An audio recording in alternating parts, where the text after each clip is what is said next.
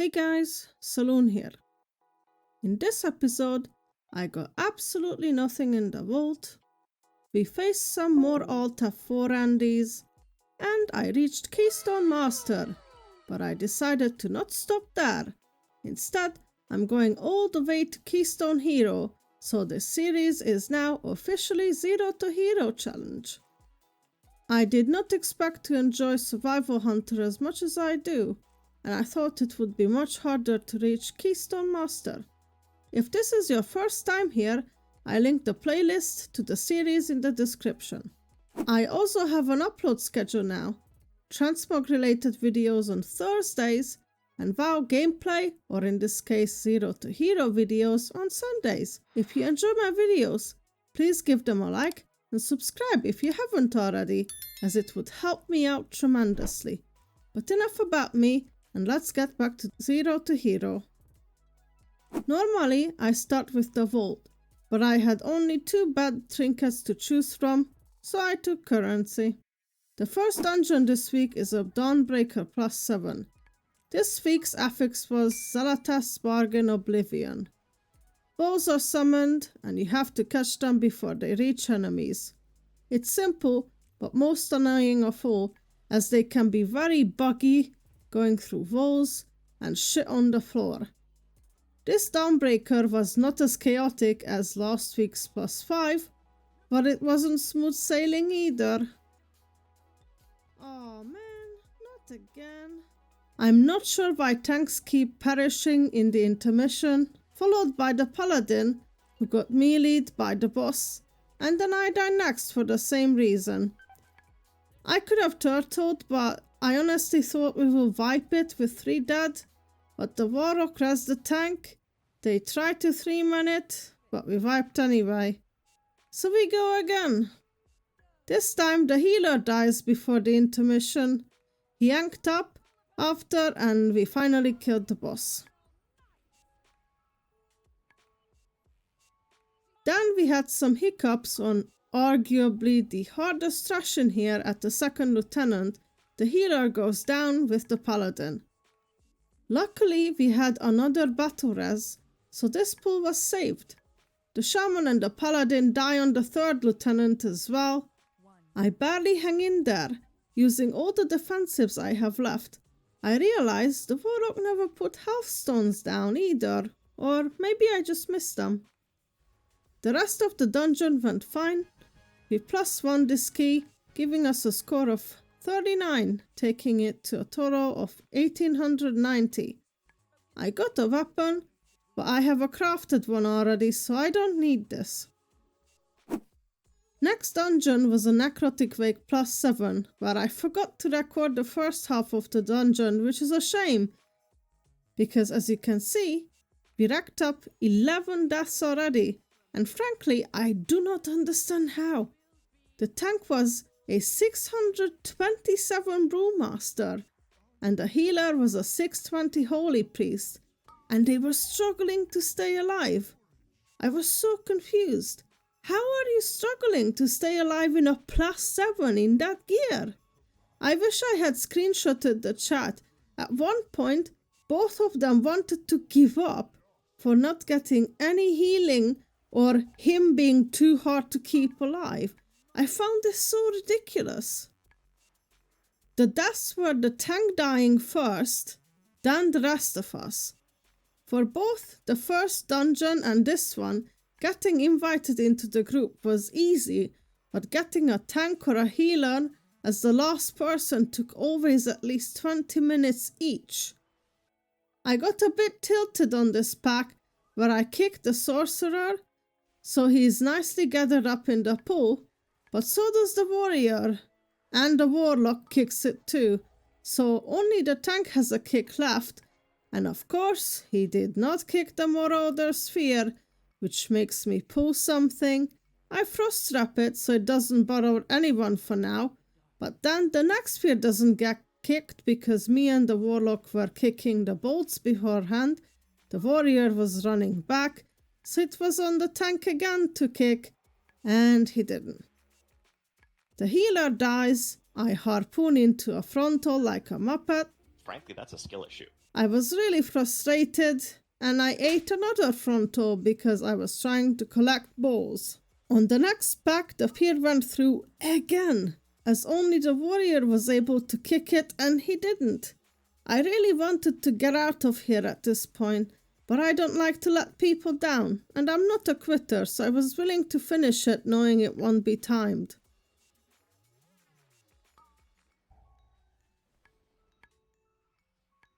We hit the end of the road on the second boss, where I kept an orb for the ad phase, which went well, but there was no orb for the second ad phase, and of course, that's where we vibe.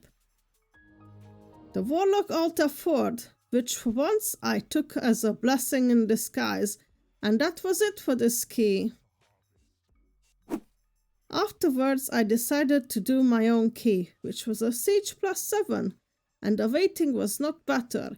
It took me 20 minutes to put this group together. On the first boss, there was an intense moment where I was sweating buckets when the bomb was about to blow up, but the boss was really close to hit it. Thankfully, it worked out. There is not much to say about this dungeon. The 6 deaths we had were to small personal mistakes, otherwise it was a pretty smooth run. We 2-chested the key to my surprise because my add-on showed me it will be a 1 chest, but I'll take it. I looted hero shoulders which I didn't need, so this dungeon gave us 57 score, which took us to 1947 in total. Next I jumped into a City of Threads +7, and this dungeon went okay. We had a few deaths, but no vibes, and we pulled the last boss with 8 minutes left. I died to a bull because I stood in its path. I got rezzed, and then the tank kills the shaman with the tank buster.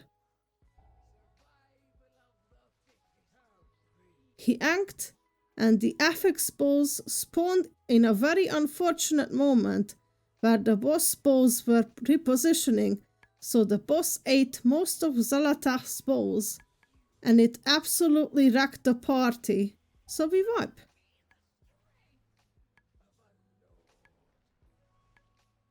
On the second try, we all got confused and moved the same way the tank tried to, so we all died to the tank buster, and there goes timing this key.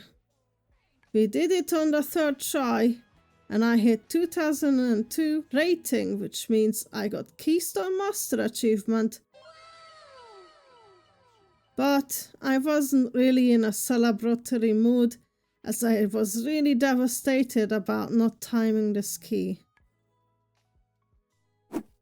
Before I logged off for the day, I turned in the token I got from reaching KSM for a hero tier like piece, and converted some weathered and carved crests into runed. The next day I really wanted to time a green bateau, but my highest was only a 3, so the only keys I could get in was a 6. This group took once again at least 20 minutes to form. After the first pack I was really confused. You see the warrior leap in, and look on the timer, it takes me exactly 3 seconds to engage with the trash, and somehow I take aggro, even though he had 3 seconds head start. We have only 4 item level difference, and I didn't use cooldowns and anything. And this kinda becomes a running thing.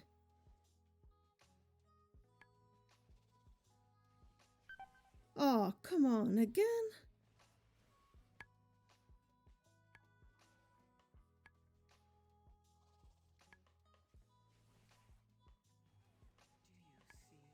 You gotta be joking. Even the warlock dies to aggro. This can't be right. Something is wrong here, I thought. We killed the boss no problem, and then the healer dies at the end of the next pack. But the tank pulls without him, and as the healer gets here, we are all dying. And then this weird bug happens, where we all died.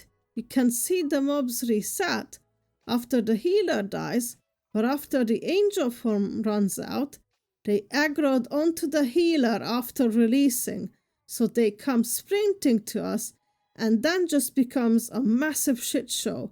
We got from 5 deaths to 22 from this pack alone. Then we pull the boss, and it goes fine until the tank mistakes the tank buster mechanic with the chasing one and dies. And then comes the Alta 4 of shame. But it was probably for the best, to be honest.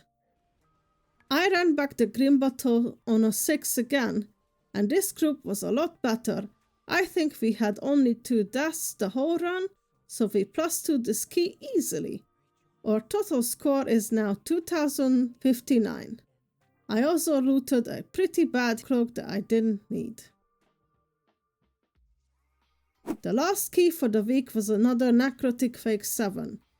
This key had some rough patches, like this one where the tank did a big pull, which I really liked, but the rogue got bonked, so we didn't have his damage to kill everything quickly. Then the healer goes down, followed by the tank, and I try every trick in my book to keep this pull alive. Eventually, I got bonked as well, but at least they managed to finish the Marauder off. Now, I want to skip to the end and ask you guys for your opinion. We have 4 minutes 15 seconds left to kill the boss. Easily timeable, right? Watch this unfold. Rogue gets the circle debuff, okay? And he also gets taken by the boss 5 seconds later, which causes the circle to expire, roots the tank who then dies to the swirlies, then the druid dies who was our only combat res, and we wipe. So my question to you guys is, did the warrior and the rogue throw here at the end or not? In my opinion, they absolutely threw this key as far away from timed as possible.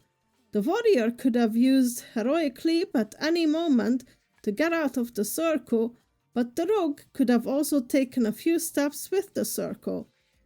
The warrior continued to flame the rogue, who says you can't move as the target. Well, that's not correct. You can move before the boss finishes his cast. You won't get far, but you should try to get out of melee as much as you can. From my point of view, the tank's stubbornness, combined with the rogue's lack of knowledge at the end here, led us to wipe on this boss. I was pretty mad at them, but it is what it is. I got only 14 score out of this, unfortunately. We closed this week with a total score of 2093 and an item level of 614. Next week I'd like to try and time as many 8s and 9s as possible, but I probably will have to push my own key, which I've been really hating so far. I'm quite an impatient person and often invite the first tank or healer that signs up, because often it takes so much time for one to sign up, which sometimes leads to clueless people.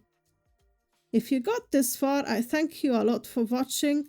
If you enjoyed the series, give it a like and let me know in the comments what you thought of this episode. I'll see you in the next one. Bye bye.